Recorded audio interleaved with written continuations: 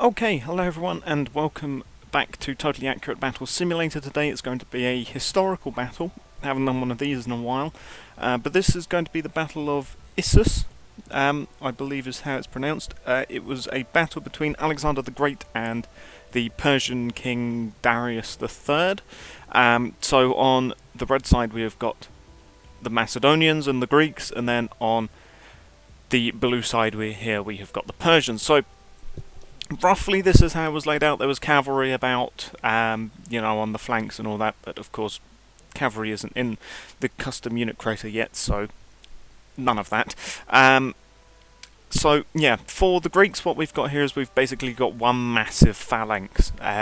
If the Persians can break through the phalanx, it might be easy win for them, but if they can't break through the phalanx, well, it's a bit stuck for them, isn't it?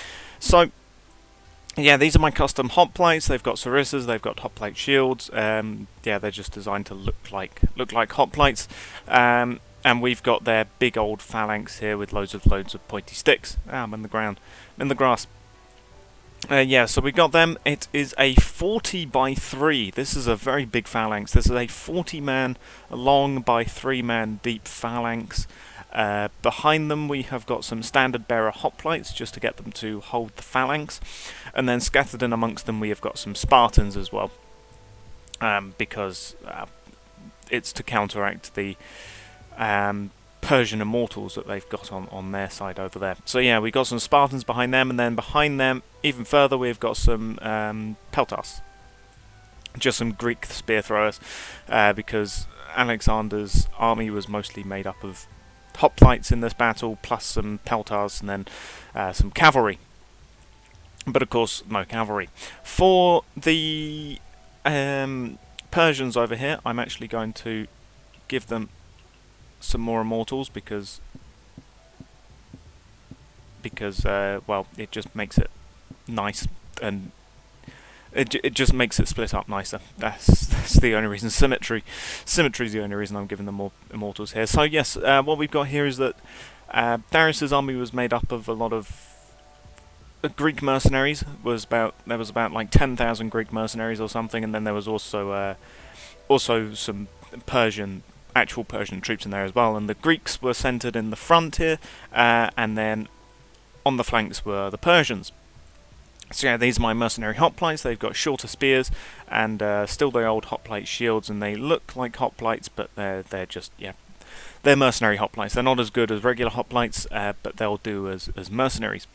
And then we've got here some Persian axemen, because they're the only Persian foot troops I have, really. But yeah, they've just got their axes, their circular shields. They've got some attempt at scale armor, as best as I could do here.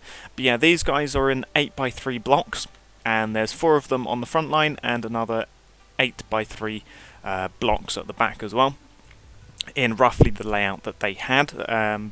And then behind them we've got some Immortals, because they had some Persian Immortals with them as well.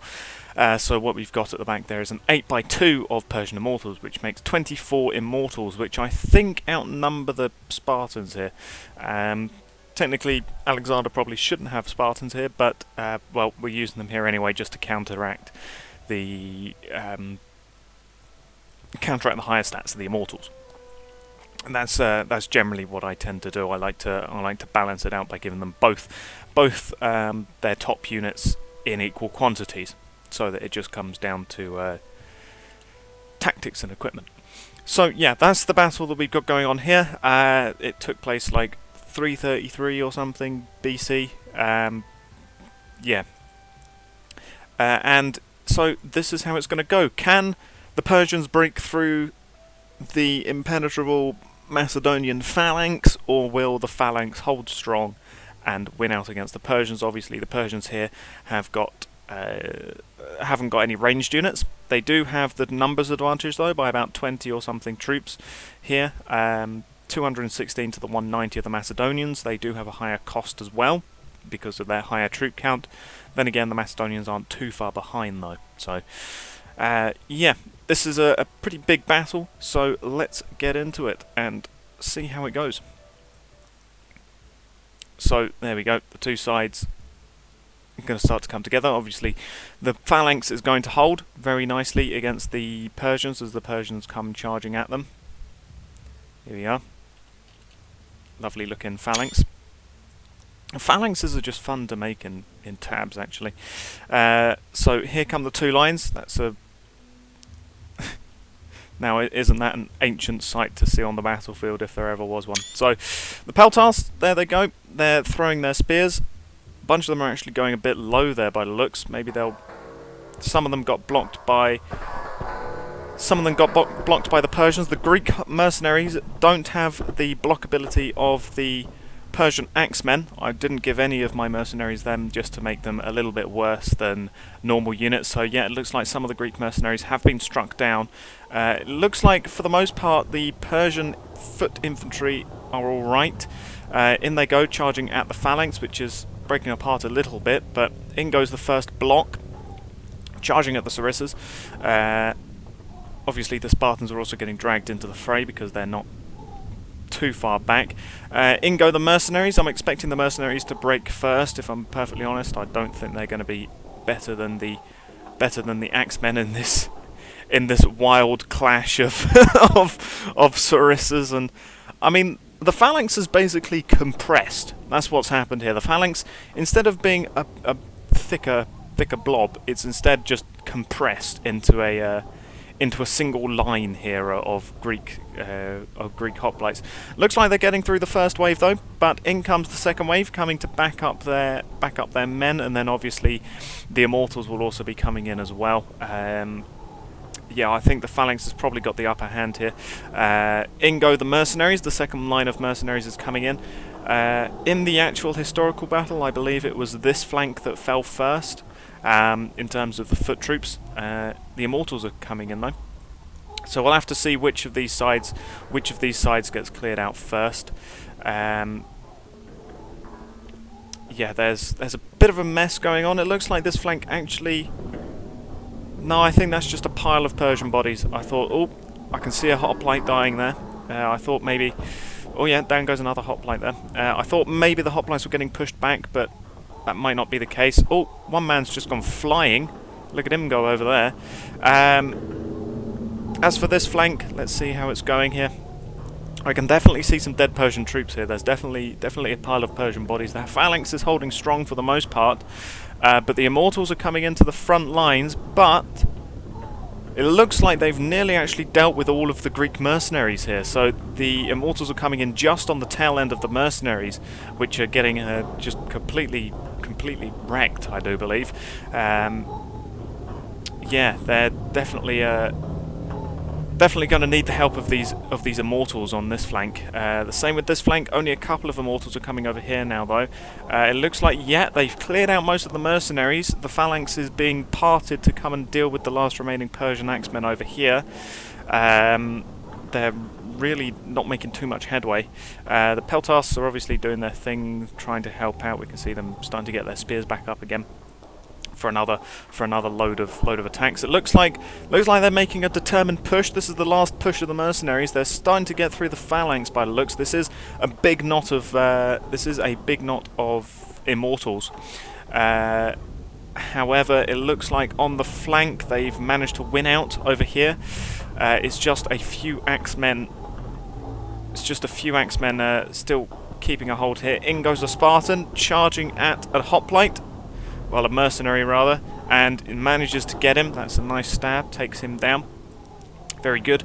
What's the other flank looking like? Yeah, looks like they're starting to deal with the last. There's only a couple of remaining axemen left over here.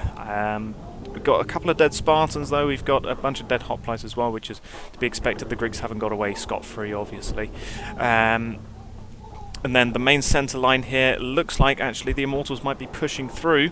It looks like, yeah, the Immortals have actually managed to break through the centre of the phalanx, which is not good. Yeah, they're starting to get engaged into one little 1v1 fights, but down goes one of the Immortals there, falling down. They do manage to take their revenge, kill off a Spartan down there, as well as tangling with another Greek hoplite here. He sort of hooked him, but the hoplite trying his best, trying to get him trying to get him away from him. Looks like they're really trying their best.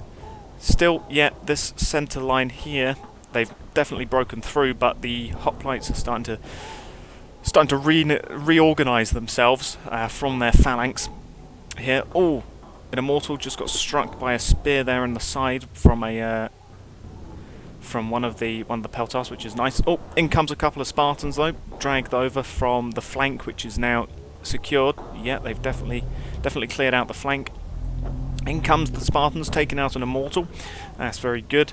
Who is left? There's a couple of hoplites over here dueling with an Immortal. Here we can see him. Oh, looks like he's just been... Oh no, he's not dead yet. He manages to kill off one of the hoplites, but no. No, he's down. Down he goes. As for the rest of the line, there's a couple of guys left over here. Struggling to see where they are though for the mass of hoplites. There's still a lot of the Greeks are still alive here. We can see a hoplite down there, trapped under some bodies. Yeah, it looks like it's a mercenary. Here he is, a mercenary hoplite stuck under here, who's bound to die eventually. But yeah, he's just sort of been trampled by the dead bodies of his comrades. And as for the rest of them, there's a couple of Immortals and probably a couple more mercenary hoplites trapped under here. Spartan going for a charge there, and it looks like they're just trying. Yeah, I think it's just this hoplite left. Oh, we've got an Axeman. We've got an Axeman trying to run. Oh, he gets struck in the back. Doesn't quite kill him. He's trying to run. Nope, down he goes. Spartan ran him down, which means yeah, it's just going to be, I think, this hoplite that's trapped under here. So we'll have to wait for this guy to die. And there we go, he finally died. So now we can actually look at the battlefield. I've got some frames back as well, so we can actually have a better look at the battlefield here. So as for initial casualties from the initial peltast throw, there was like no one. There was literally very, very few. There was a couple of Greek mercenaries which died, one there, but otherwise there was very few casualties to the opening peltast throw. And then they came into contact with the phalanx. As we can see, a lot of dead Persians on this line here, where they just sort of charged in and died. We can see there's very few hoplite shields, as we can see. There is a couple there, but for the most part, that's about 10 or so dead Persian axemen to about 2 or 3 hoplites, which is a good ratio when you consider the amount that these guys were outnumbered by. Over here, where they managed to break through, as we can see, there's a lot more casualties, a lot more dead hoplites to the mercenaries, actually, which I'm surprised at. I thought the mercenaries would have been the ones to not break through, and it would have been the axemen, if anything. They nearly did over here. As we can see, there's not all too many hoplites left over on this flank. We've got a dead axeman over here. We've got 2 dead hoplites which got catapulted over here. It doesn't look like they suffered too many peltast casualties. They did get one though. Looks like one peltast is dead. Looking for any more though. I don't think any other